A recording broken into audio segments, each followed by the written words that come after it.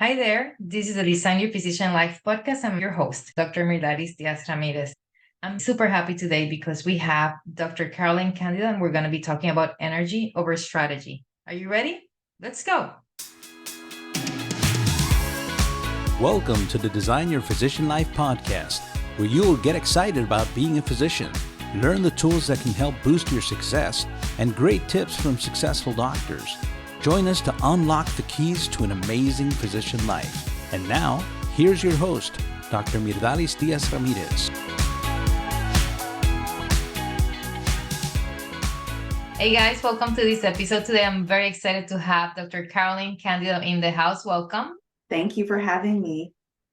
So, being burned out from medicine, Dr. Carolyn Candido hosted a series of summits for female physicians in order to implement best practices from successful entrepreneurs and coaches. She did Heal Your Practice Summit, Love in Medicine, Abundant Practice. She even hosted a women's physician retreat in Hawaii. She realized that she didn't want to be a coach or a real estate investor or part-time trader and decided to focus on creating a practice that gave her freedom to enjoy her life in Hawaii.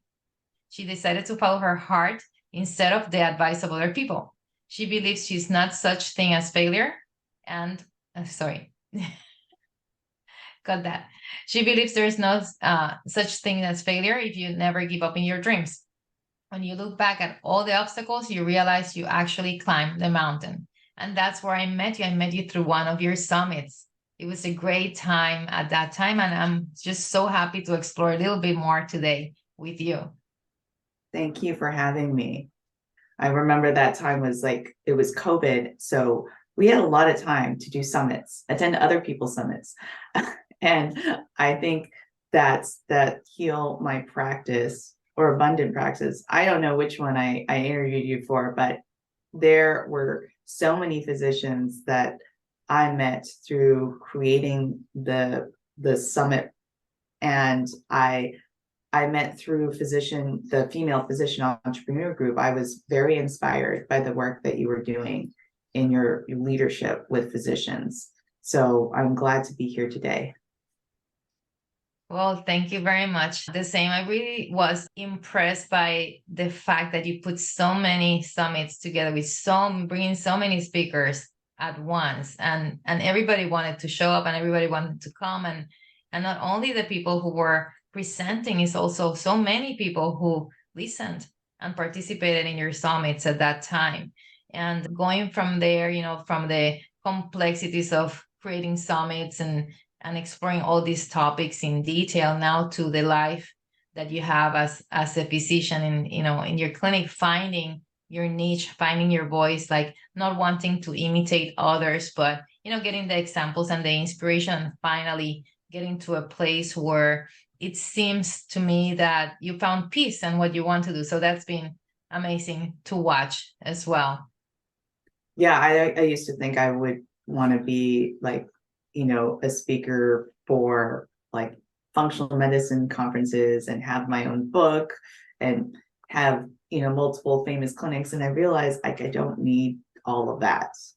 I can just be a small town Hawaii doctor, and I don't need to be famous, but it's all about the network that you create in your community. It doesn't have to be have to be famous in medicine for functional medicine nationwide. I realize working with people here, they're not as for social media, especially they prefer more of an inpatient connection versus doing Zooms. And so the model that I used for the mainland did not work as well here because they weren't, hanging out on social media as much. And it was more connecting with people in everyday events, not necessarily medical events, that brought them to my practice. When it came to cultural events in Hawaii versus trying to go to a business networking event, I would meet people more from learning hula or making leis versus going to some business networking event where people were just trying to sell each other something. So I found that was like that's why I call my clinic Ohana. You want to make people feel like family. And I think that the summits that I created for patients are still relevant today, but the patients that are here in Hawaii aren't necessarily going to watch them. So I almost have, I have two different audiences, the people who are here that I see locally, and then the people that might watch me on, it's interesting. I see, there's people from all over the world that follow me, but they're not my clients. But I find that I'm still creating content that's relevant to and applicable to a lot of people outside of Hawaii when it comes to anti-aging. And I find that the summits are still important. I'm creating one right now, a 5-day challenge, a detox challenge, but not everyone resonates with that. And it's okay. Sometimes I'm just creating the summits so I can channel the information that I know and pre-record it. So when I have a patient that needs it at that moment, they can watch that summit recording. And then in the future, I might connect with, new clients if I replay it, but I don't try to now get as many people on the summits to hold the summit. It doesn't matter if 5 people showed up or signed up. I'm just going to do it because it's an experience where I'm learning too. It's not just teaching. So you have different topics that you've touched upon. One of them is you knowing your avatar, right? Knowing your patient, your target patient. The other things that we've talked about is that first, when you were creating these summits, you also went through some coaching yourself. Yeah. And then you were trying at that time to maybe imitate somebody else's blueprint, and you were exploring. So let's go back in time, and then we'll eventually come now to your actual situation where you're like so happy with the patients that you have.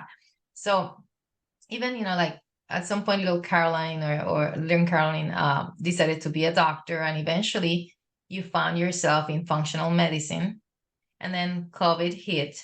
And then during that period of time is when you were creating all these summits, and you had inspiration. You were creating medical summits, and you were creating summits to educate and coach physicians as well in their journeys. The one that we met was one about, it was abundance and money basically in medicine, for women in medicine.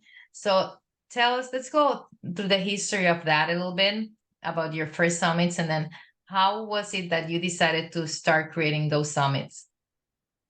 Yeah, I think when it came to creating, like when I started doing the summits, I had a question because I wasn't happy with my own practice. Even though I did functional medicine, I realized that I still had a lot to learn in creating freedom in my practice. And I wanted to interview people who actually had made it. And a lot of them, especially, when it comes to starting a new clinic, they were still working another job as they were starting and launching their own business. And I realized it wasn't just like this straightforward practice, thing where you just, oh, I have this idea, I'm going to start a new aesthetics practice, it's going to be successful right from the get-go. It was like me also learning how to start a business. But even though I wasn't yet an expert, I interviewed experts. And in the summit creation model, it was, even though I wasn't an expert yet, I was just ahead of a curve. And I realized it didn't really matter when I was interviewing people. I was learning from them. It was not from a place of like, I've made it. It was me coming from a humble place of like, what did you do to get to where you are? And a lot of what brought me to, doing the summit model was from coaching, because that's how they got me to sign up for their programs, is through doing a series of summits. And the summit model is a way that I built a list without paying for advertising. And it was more through, like, nowadays people work with influencers to create a list, but I did it through just creating value in summits and information. So connecting people together. And so I thought that was like a great way for me to win-win. I learn, everyone else learns and connects with each other, because I'm not necessarily going to be the person that they go to for abundance advice, but I could connect them to the people that are. And I even did a summit on relationships and love for medicine. That was kind of a big flop. I don't know why physicians were not interested in that, but I think that I was interested in it. And I realized in that summit that my relationship was broken when I had a coaching session with my ex-partner and he didn't want to invest in coaching for our relationship. I was like, yeah, well, I'm glad I made the summit. So it highlighted some of the things that I need to work on in myself and maybe why my relationships aren't working. But it was like a self-reflection of what I was going through at the time. And abundance, I felt like I was poor. I was not making a lot of money in my old practice. And I think that the mindset shift that I had to make was really key, even though it wasn't about, making side income. It was like the whole process of making these summits is shifting the mindset and creating more confidence, because a lot of people think you have to be perfect before you take action. I didn't even know, all these topics, but I had to take imperfect action in order to make progress. And I think that's the thing that a lot of physicians, including myself, we wait until we have all our ducks lined up before we, take a big leap. But nothing's ever going to be perfect. And I think that's the thing that I had to get over, just being messy. It's okay. And so tell us about the process itself of making these summits, because first there was the idea, you had a coach who told you, oh, you have to build summits. And then there you went ahead and built summits. You did have an assistant, you had a platform. Yeah. And you did have all these people to invite and emails that go here and vet your candidates. So tell us a little bit about what you did through those summits. Now you're creating similar content for your patients in a different way, like you're coming with the weight loss, the detox challenge for the 5 days and weight loss challenge. So for those summits that you had, what was the process like? If you were teaching somebody, these are the things that you have to do. Yeah. So first thing, you have to identify your audience and what are the things your audience is concerned about. And I think I'll use the example of sleep. I did one on sleep, and I did a deep dive on that topic and looked up experts who had books on that topic. And for the physician groups, it was easier because all I had to do was ask who's an expert in money and, that, or relationship coaching. So it was, being able to identify the topic that was applicable to my clients or my audience. For physicians, I'm a physician. So I just thought, what are the things that I struggle with? And then I would go through and identify people in Facebook groups, also books and podcasts. If people wrote a book or a podcast, or they spoke on someone else's summit, I would just start making a list. And before I had an assistant, I would create I still create an email, but now with AI, but I would create an email template, and then I would just start messaging people on Facebook and on email. So I created a topic that was relevant, found the experts, and then just started to ask people who I identified if they wanted to collaborate. And if they collaborated, then they could share, if they would be willing to share with their list. But the key to getting people on the summits was finding collaborators who had followers.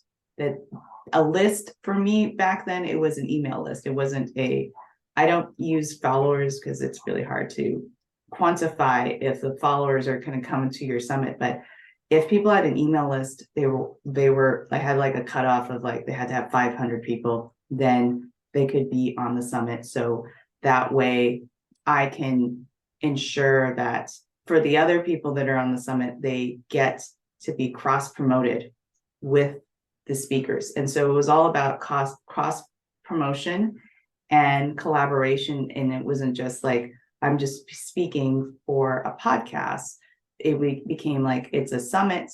I'm promoting a summit. So all of the people that are on the summit, their clients or their audience is going to see me too. So you could reach more people. So that is how I sold, because it's time. It's a lot of time, and time is money to get people on a summit. And you want to justify the time they spent with you by saying, there's going to be a wider audience. And sometimes I would lower what the standards are. Maybe it's not 500, maybe they only have 100, and that's okay, as long as those 100 people actually showed up. And that's how I was able to build a list without having any prior network of physicians. I did use the groups, but when I did the summits, I consistently just did summits with people who had the reach to build a list. And then from that list, I created, what I did was I wanted to do a retreat. Ultimately, retreats don't make money. Maybe they do. I only had 6 people on the retreat, but what I realized is like that whole year of doing summits created relationships with people who watched it, and then they were willing to buy whatever the program is, even though for me it wasn't a program, it was just a retreat. And you can use the same model for patients. If they watched a bunch of summits for example, anti-aging, I did an anti-aging summit too, and then they see that you're covering topics that are relevant to them. Eventually, when they think about you a year later, hopefully it's not a year later, they'll go, yeah, maybe I should work with Dr. Carolyn, because I learned a lot from her. And you may not have a return on investment right then and there. That's the thing I had to be okay with. Even though I put so much work and they may have watched a summit or 2 summits or 3 summits, sometimes people still they're unsure, even if you do a call with them. And it's okay. It might take 2 calls. It took me 2 years to work with one of my friends who's a coach, and we would have monthly conversations. That's how many times I have to feel like I can trust someone to coach me. You have to develop a relationship. And it's not just like I know people who would, try to sell me on coaches after just hanging out with me one time. And like, hey, can't pitch your coaching thing. I don't even trust you yet. So creating the summits was a way of creating trust and value, and being able to, show that you know what you're talking about, but it's also about creating that, relationship with people. Even though it's free information, I think that it's always going to be there in the future for them to see. And it's not wasted time if you could repurpose it. And that's what I do, is repurpose all the summits for YouTube. Oh, I don't do YouTube, but TikTok, Facebook, Instagram. I now have my assistants just repurpose the material that I've created. And that's way, I can build followers. But like in the end of the day, social media hopefully should build not just followers, but get appointment bookings. So I think that the assistant, when I started to get through, like now I have my process down. I wrote it down. I have an assistant in the Philippines. She knows what I want, and she'll identify the speakers. Like, it's really like, once you create a process and sometimes I would record how I did it. Then I was able to hand it off. But until I did it myself, I wasn't able to do that. And that's what people don't realize about virtual assistants. They can't just do the summit for you if you've never done it yourself. So I had to do it like 6 times before I was able to create that blueprint. And now with AI, it's so much easier. I don't even have to write email templates for my assistants. I just tell them, these are the themes. It has to have, cover these things. And and then they'll write the emails and they'll just make sure to proof it with me before they send it. So now AI has made How my often are you my now documents- doing it? How often are you now doing summits? But they're basically for your patients right now, correct? Yeah, patients for right now. Yeah, when I'm doing the summits, like I'm just focused on what I'm seeing like in practice. So for the last week I was doing thermography. So I had like protocols that I was creating for people, but I wanted to summarize because people have questions why I'm recommending things.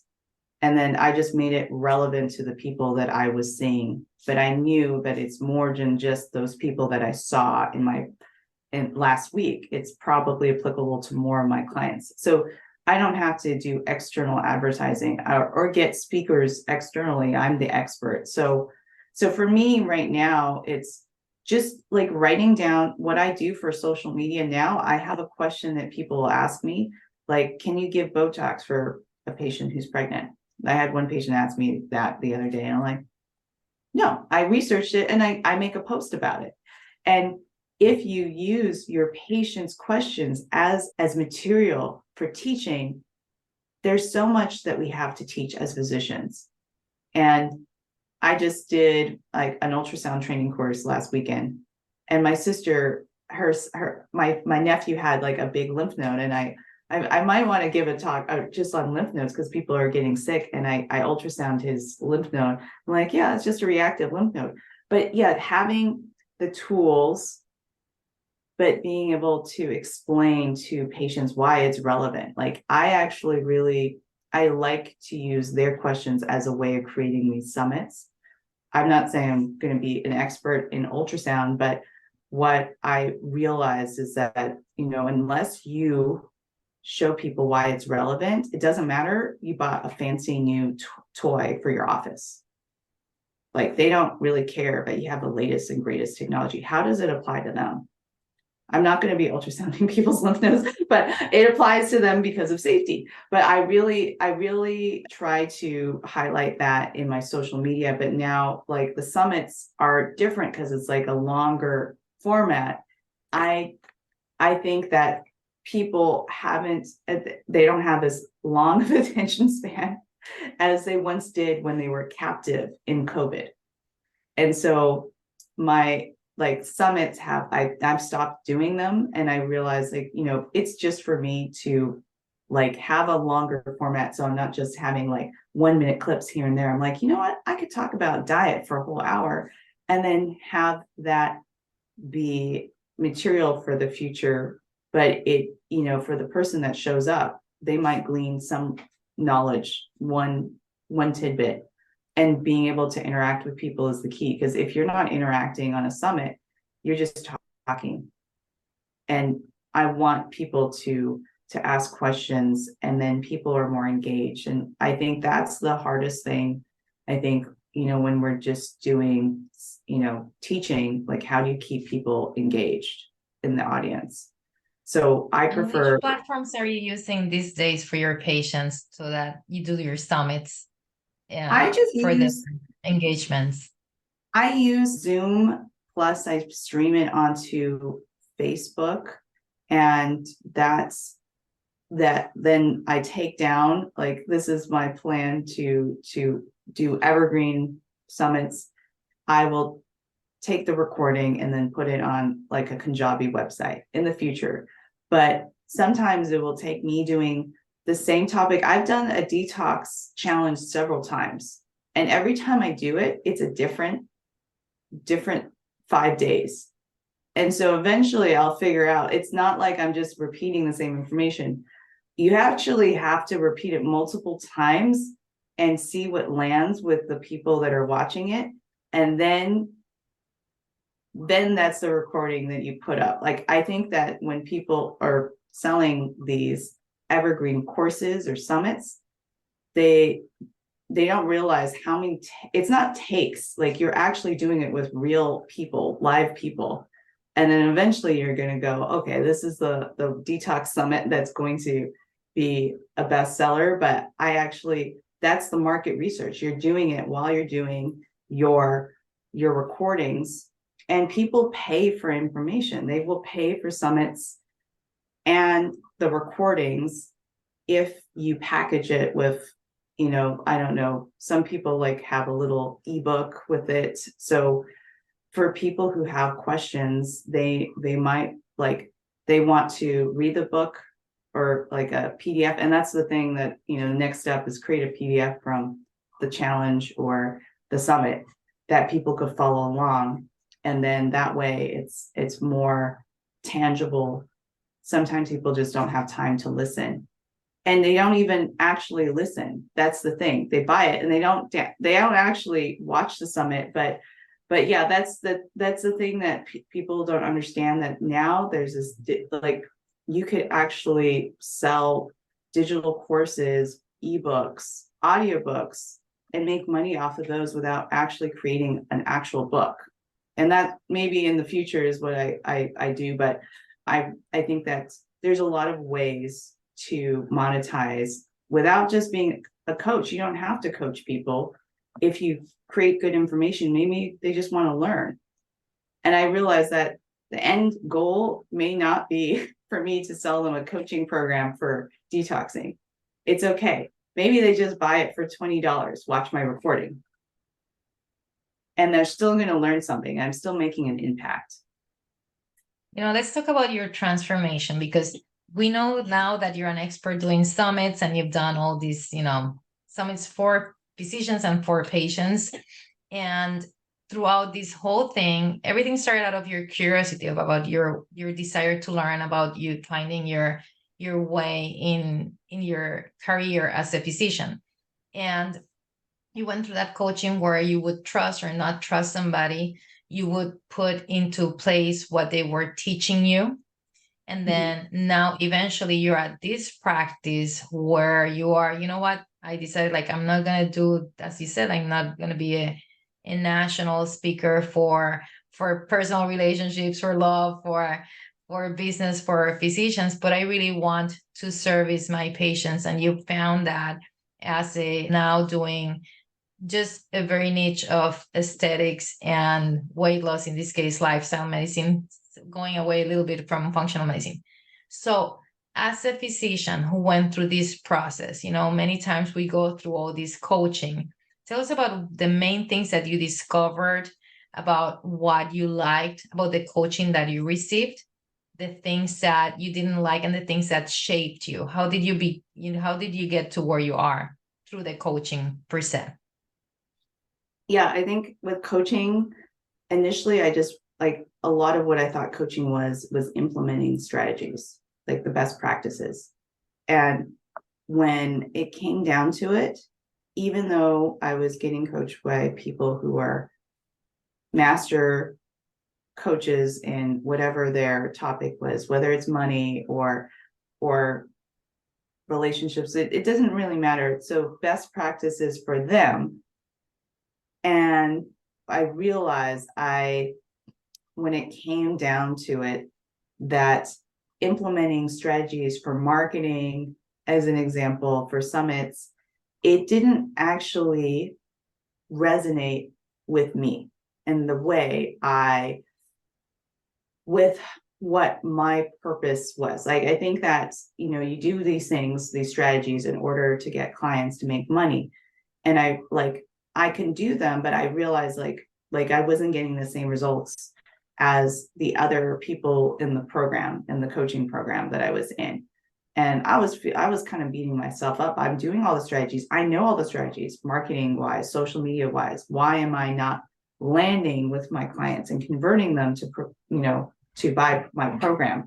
And I realized it was because I wasn't connected with, I was coming from the head. The strategies are all head based instead of from what resonated with me, with what was aligned with me, and figuring out energetically what I realized. It wasn't like coaching that made the most impact so far was not the strategies. Is actually I did a coaching with a friend for 3 months, and it was all about energy. It wasn't about the strategy. It was the energy that I was putting into it, the mindset I had wasn't even something that I could do a positive affirmation about.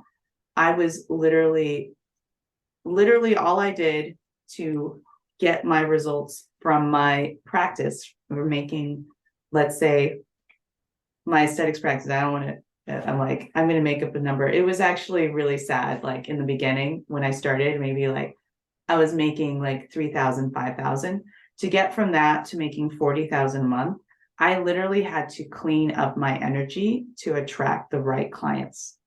And it wasn't a strategy. It was me going internal and going through and cleansing my, not just limiting beliefs, but like my energetic field. And I know it's very metaphysical to say that, but that was the most impactful thing that I did. But I was so focused on doing strategies for such a long time, I wasn't listening to my heart, to what my soul wanted to do.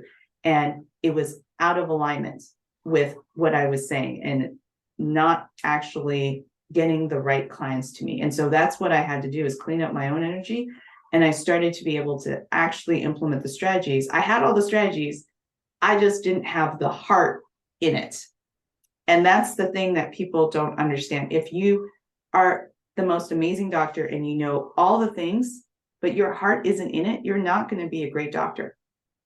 You're just going through the motions, repeating someone else's dribble instead of like connecting with people. And I realized that that's what I was doing also with medicine. I was just kind of doing these protocols that I learned from functional medicine, but I wasn't listening to what they wanted until I realized what they wanted. The workforce here in Hawaii, they just want to live in the present moment.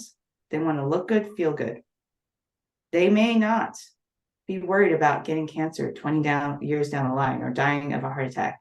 I can't even emphasize like quality of life, like for the future. They're just about the moment. And when I started to think like them, then I started to attract them. I'm like, oh, this is what they want.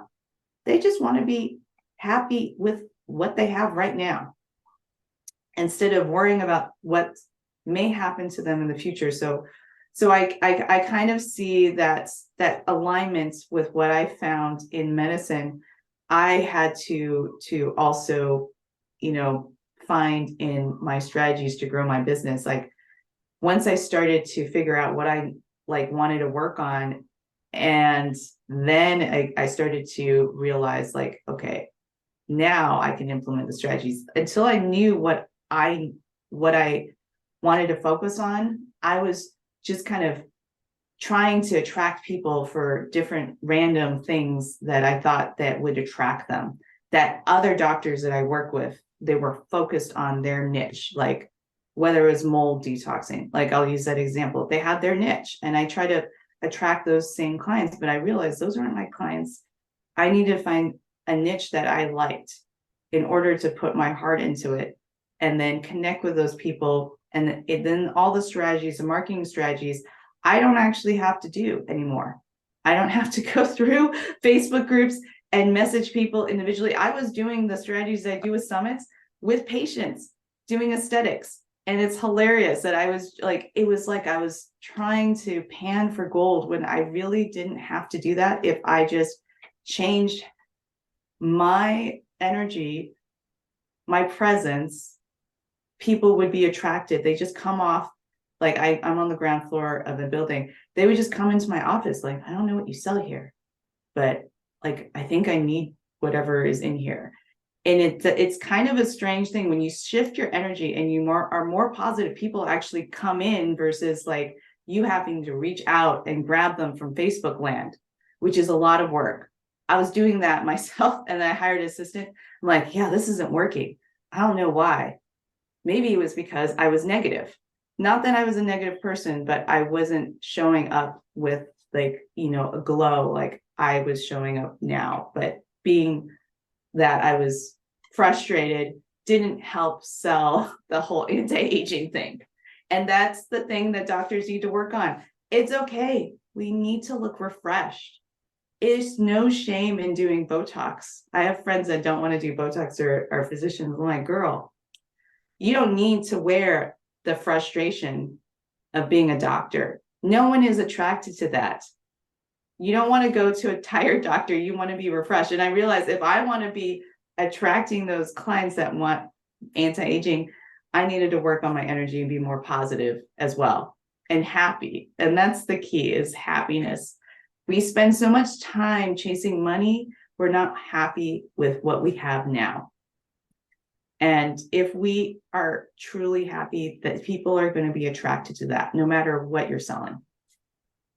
That's what you've said is so true. One of the things so we have our mastermind and we teach physicians entrepreneurship.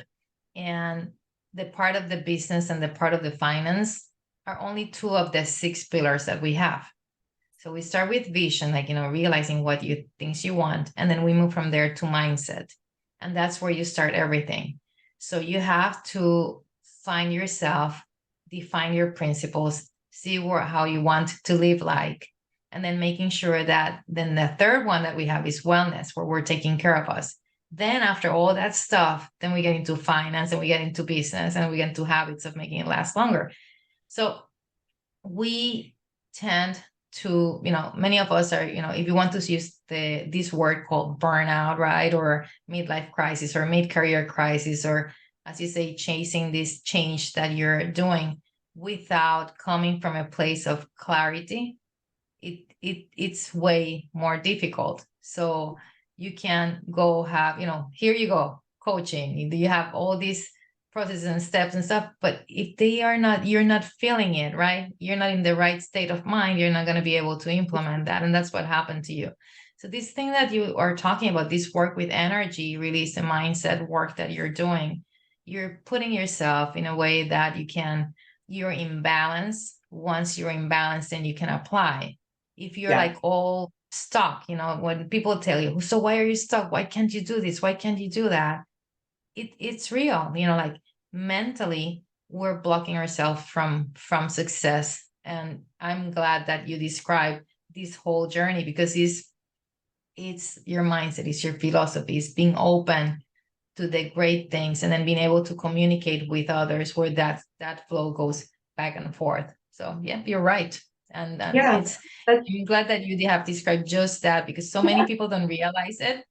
And they think it's like foo-foo or something. It's like, you know what? It's science too, right? It's chemistry and energy.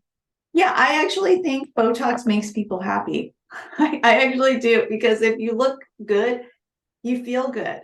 And I mean, it's something that I realized that I had to do, is focus. Like I spend a lot of time at my business. I have like multiple clinics that I have to go to, but I schedule my time to dance. I do cultural activities.